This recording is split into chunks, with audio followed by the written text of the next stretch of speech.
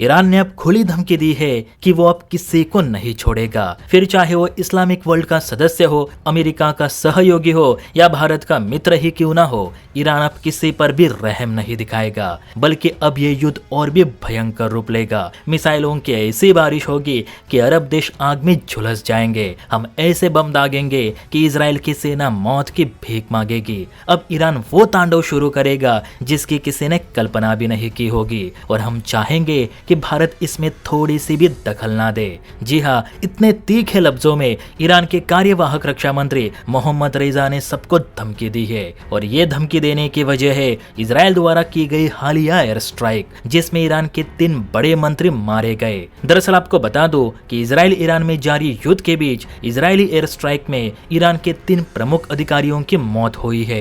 इसमें ईरान के intelligence minister Ismail खातिब, सुरक्षा प्रमुख अली लारिजानी और बसिस फोर्स के कमांडर घोलाम रेजा सोलेमानी शामिल है। ये तीनों ही ईरानी सेना यानी ईरानी रिवोल्यूशनरी गार्ड के 3 मजबूत पिलर माने जा रहे थे, जिनके दम पर ईरान इतने दिनों तक अमेरिका और इजराइल पर सटीक हमले कर रहा था। माना जा रहा था कि खामेनी के मौत के बाद ईरान के राष्ट्रपति ने इन तीनों पर युद्ध की जिम्मेदारी सौंपी थी, और इन्हीं के आदेशानुसार ईरान की सेना अरब वर्ल्ड और इजराइल पर हमले कर रही थी। लेकिन इजरायली डिफेंस फोर्स ने इन तीनों का काम तमाम कर दिया है। इन तीनों को मारने के बाद इजराइल ने एक स्टेटमेंट जारी की कि तीनों मौतें बीते 24 घंटे के अंदर हुई, और ईरान के किसी भी सीनियर अधिकारी को अब बिना एक्स्ट्रा अप्रूवल के टारगेट किया जा सकता है। पीएम नेतन्याहू के मुताबिक ईरान में कोई भी सुरक्षित नहीं। वो जितना हमसे युद्ध करेंगे, हम उतने ही ईरान के अधिकारियों को मारते रहेंगे। इसके अलावा ये भी खबर है कि इन 3 अधिकारियों को मारने के बाद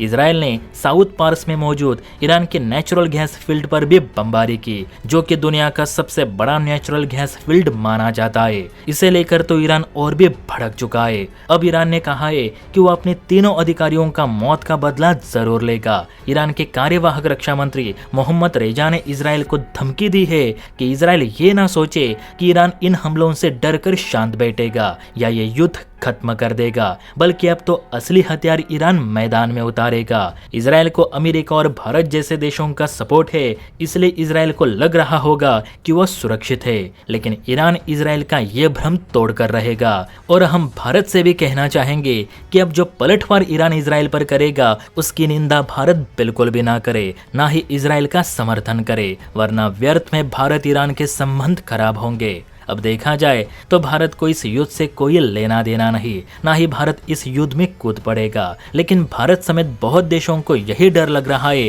कि ईरान ने अगर हॉर्मुज़ स्ट्रेट बंद कर दिया, जो जहाज अभी ऑयल लेकर बाहर जा रहे उन्हें भी रोकना शुरू कर दिया, तो फिर दुनिया में तेल को लेकर जरूर हाहाकार मचेगा। ईरान ने धमकी दी है कि वो अगले कुछ घंटों में ही कतर, सऊदी और यूएई देशों में भयंकर बमबारी करने वाला है।